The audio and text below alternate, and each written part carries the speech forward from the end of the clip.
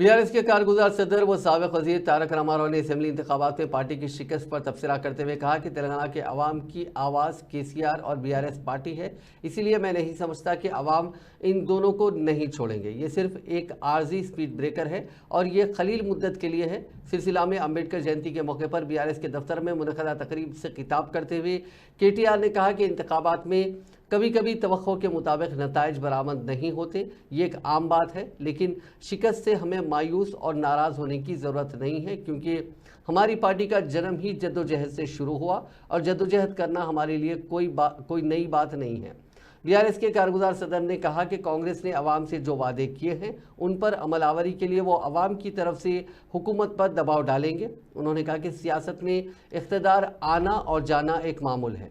अवाम ने हमें 2 मरतबा मौका फराहम किया और इस मरतबा अपोजिशन का मौका दिया। अवाम ने अपोजिशन का जो रोल निभाने के लिए दिया है उसे भी निभा कर रहेंगे। उन्होंने कहा कि सिलसिला में कामयाबी के लिए वो रकम और शराब तकसीम ना करने का जो साबिक में वादा किया था, वो इस मरतबा भी इस वादे को पूरा करके दिखाएंगे।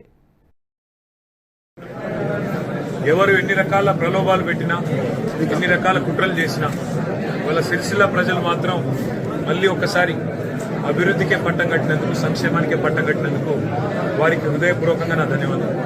మా నాయకులు, మా కార్యకర్తలు అందరూ కూడా మరి చాలా కష్టపడి గత 100 రోజులుగా పనిచేసిన ప్రతి ఒక్కరికి నా హృదయపూర్వకమైన అభినందనలు। గ్రామీణ స్థాయిలో ఉండే కార్యకర్తల నుంచి మొదలు పెడితే పట్టణంలో ఉండే కార్యకర్తల దాకా ప్రతి ఒక్కరూ నిర్విరామంగా గత 100 రోజులు పనిచేయడం వల్లనే ఇది సాధ్యమైంది। అయితే ఎన్నికల్లో అప్పుడప్పుడు ఇట్లాంటి అనుకోని ఫలితాలు రావడం సహజం, కాబట్టి ఈ ఫలితాలతో నిరాశ చెందవద్దని।